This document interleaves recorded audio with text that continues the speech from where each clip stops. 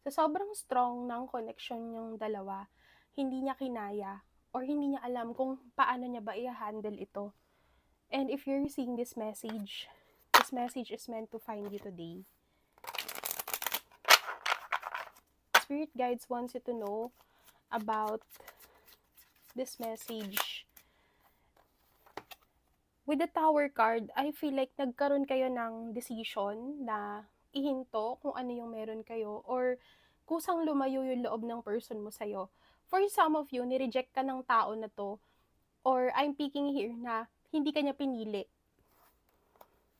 Pwedeng yung iba sa inyo ay nag-confess ka sa tao na to, tapos naramdaman mo na wala lang sa kanya lahat ng ginagawa mo or parang binabaliwala niya yung atensyon na dapat sana nabibigay niya sa'yo. Meron tayo dito the star card, pero ikaw yung pangarap ng tao na to. Kasi I feel like physically, this person really likes you. Merong part or I'm picking here, yung hair mo or upper extremities, yung nagustuhan niya sa'yo.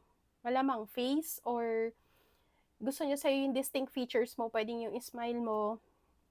I just see here na ikaw yung dream person niya. Ikaw yung gusto niyang makasama habang buhay. Kaya lang, nakita ko dito yung difficulties ng relationship or it's possible na you're dealing with your twin flame connection. And itong divine masculine mo, patuloy kanyang nilalayuan dahil hindi niya alam kung paano i-handle yung relasyon yung dalawa. Dumaan na kayo sa madaming scenario ng life nyo and I think siya mismo yung nag-end ng connection. Pero pinagsisisihan niya na to. Tinapos na yun dapat tapusin sa inyo kasi yun ang sa tingin niyang tama or nararapat na gawin dati. Kaya ang laki ng pagsisisi niya ngayon na lumayo na yung loob mo sa kanya and unti-unti ka nang nagle-let go.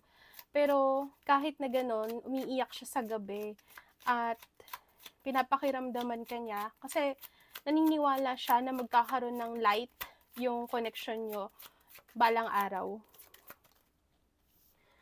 Sa tingin ko, ikaw lang din yung nagpapasaya sa kanya, pero with the 7 of Swords, naniniwala siya na kailangan niya munang tapusin to or tuldukan kasi hindi niya na talaga kayang i-handle sa sobrang strong ng connection nyo.